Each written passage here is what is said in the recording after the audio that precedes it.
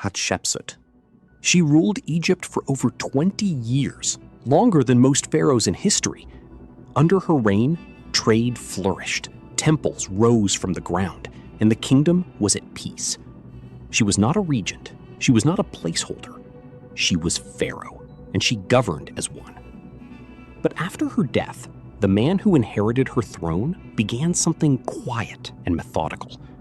Thutmose III ordered her statue smashed, her face chiseled from temple walls, and her name removed from every record he could reach. It was not done quickly or carelessly. It was a deliberate campaign, carried out over years, to make it appear she had never existed. For thousands of years, it worked. She disappeared from history so completely that modern scholars did not rediscover her story until the 19th century. A woman who built one of the most prosperous periods in Egyptian history was reduced to rubble and silence. Not because she failed, but because she succeeded, and someone could not allow that to be remembered. Enheduanna. She lived in ancient Mesopotamia around 2300 BC, and she is the earliest known named author in all of human history. Not the earliest known female author, the earliest known author of any kind, anywhere. She was a high priestess and a poet whose hymns shaped religious thought across the ancient world. She signed her work. She left her name. And for thousands of years, the history of literature was written as though she had never existed. Her name sat buried in clay tablets until modern archaeologists dug it out and finally asked who she was. The answer was someone who should have opened every book ever written about the history of human expression. Instead, she spent millennia in the ground.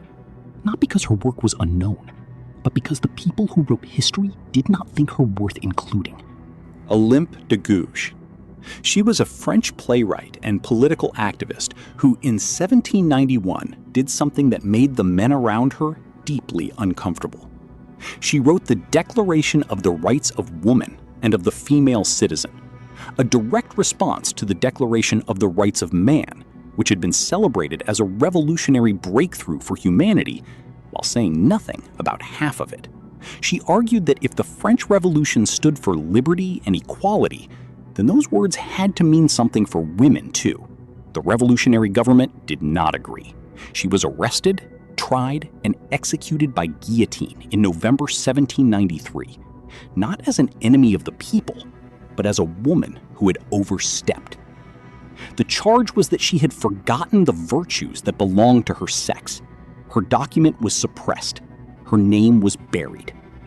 The revolution that had declared all men equal sent her to the blade for suggesting the same might apply to women. It would take another 150 years before France gave women the right to vote. De Gouges had written the argument for it in 1791. The men who held the pen of history decided her words were not worth keeping. Rosalind Franklin. She was a chemist working in London in the early 1950s, and she was exceptionally good at a technique called X-ray crystallography, a method of using reflected X-rays to map the structure of things too small to see.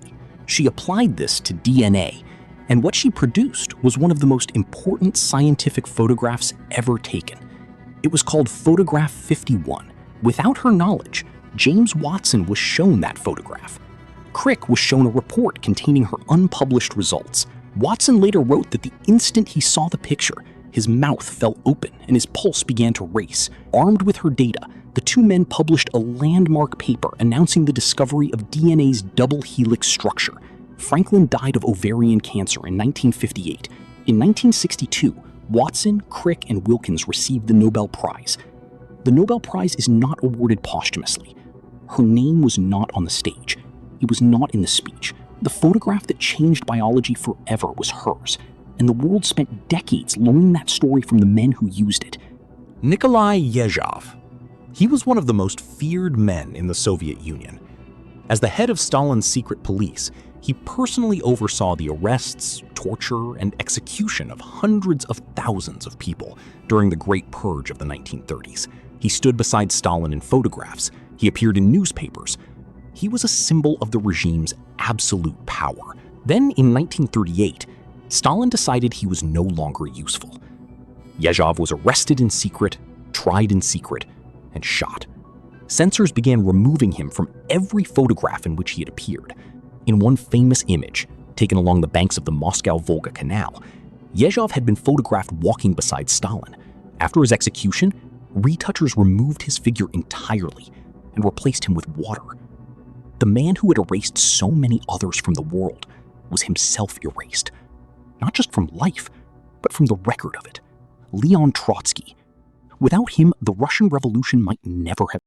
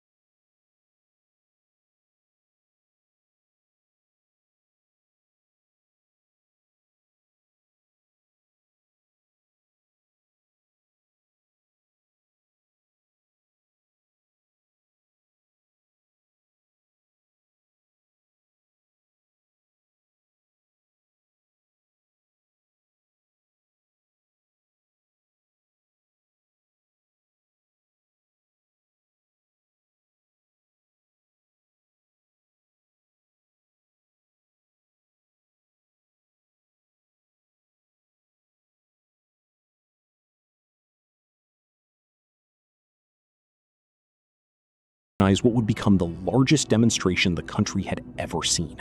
On August 28th, 250,000 people gathered on the National Mall. King delivered the speech that history would never forget. And Rustin stood at the edge of it all, the man who had built the entire machine, made invisible because he was gay. Leaders within the movement feared that his sexuality would be used against them. Senator Strom Thurmond took to the Senate floor to denounce him. So Rustin stepped back. He stayed behind the scenes. He told himself the movement mattered more than his name. The march succeeded. The Civil Rights Act passed. And the man who made August 28th possible spent most of the rest of his life watching other people be celebrated for a day he built.